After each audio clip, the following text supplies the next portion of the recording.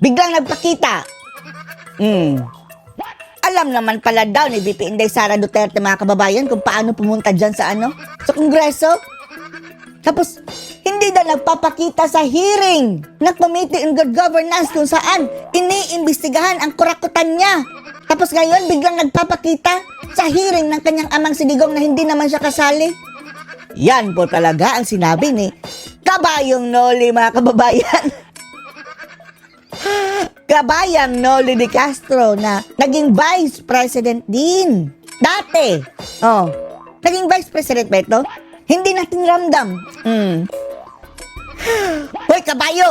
Kabayang Noli. Buti nga si VP Sara ay hindi nagpapakita dyan lang sa Kongreso. Ikaw, nung panahon mo, hindi ka nagpapakita sa sambayan ng Pilipino. Wala tayong naalala ng mga kababayan na may ginawa ito sa pagiging Vice President niya. Abisyosong Kabayo.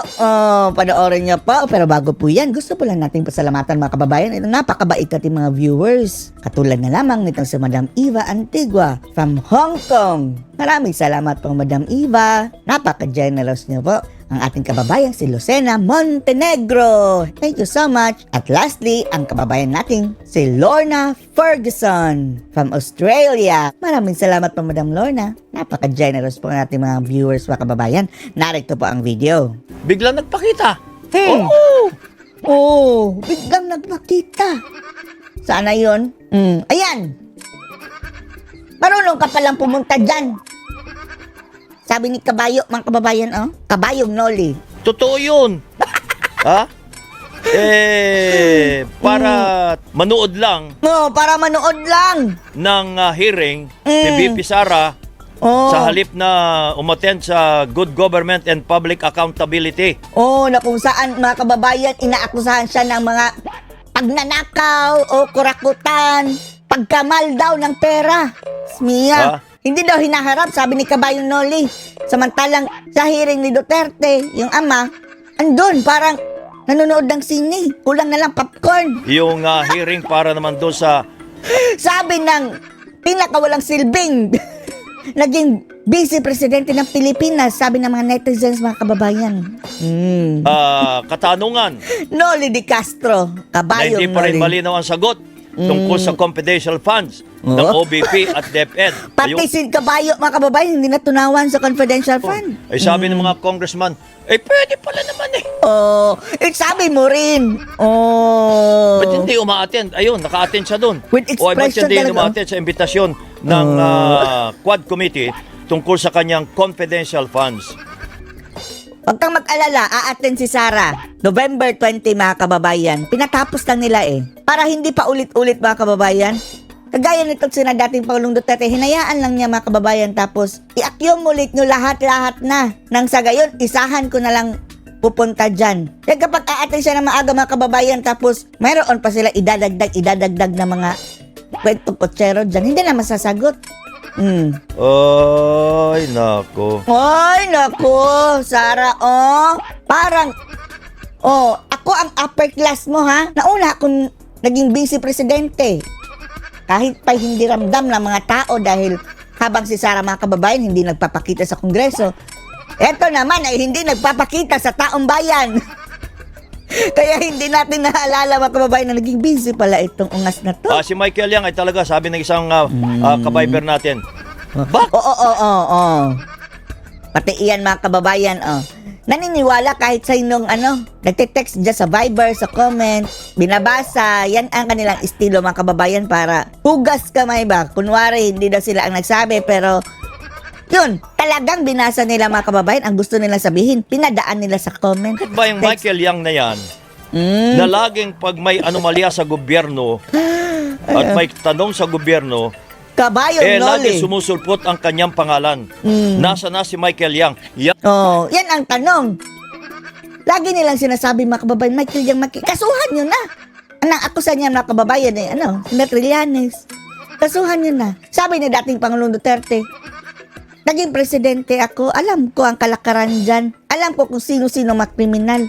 Sa tingin nyo, mabibilog ako ng kriminal? Kung kriminal yang si Michael Yang, matagal ko na ako mismo ang tumiklo dyan. Ngayon, kasuhan nyo na. Wala silang mahanap mga kababayan eh. Ang tanong, nasaan na si Michael Yang?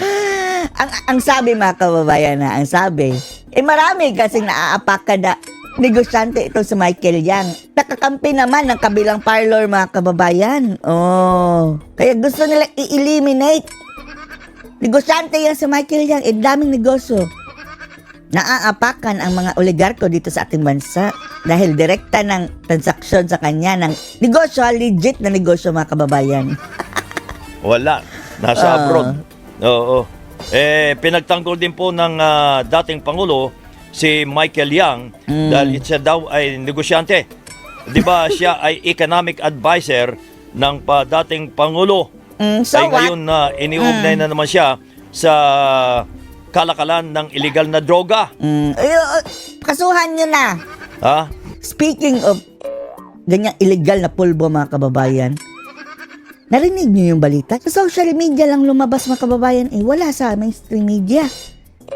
Na yung isa daw dyan sa mga naghari-harian sa Quadcom, ang kanyang sasakyan mga kababayan o owned by his family. At saka may isang family member niya na nahulihan ng illegal na alam niyo na, yung puting substance mga kababayan. Isa iyan daw sa naghari-harian dyan sa Quadcom na tinutugi si dating Pangulong Duterte dahil sa pagbangbang sa mga drogista dati. Parang ginagantihan si Digong. Ngayon nahulihan! I-search yan mga kababayan kung sino yan. Kaya pala, gustong corner si Digong, panagutin doon sa mga ang gugurgur daw sa mga drogista dahil mukhang sabit daw. Ang pamilya hindi natin sinasabing siya. Alamin nyo yan kung sino yan mga kababayan.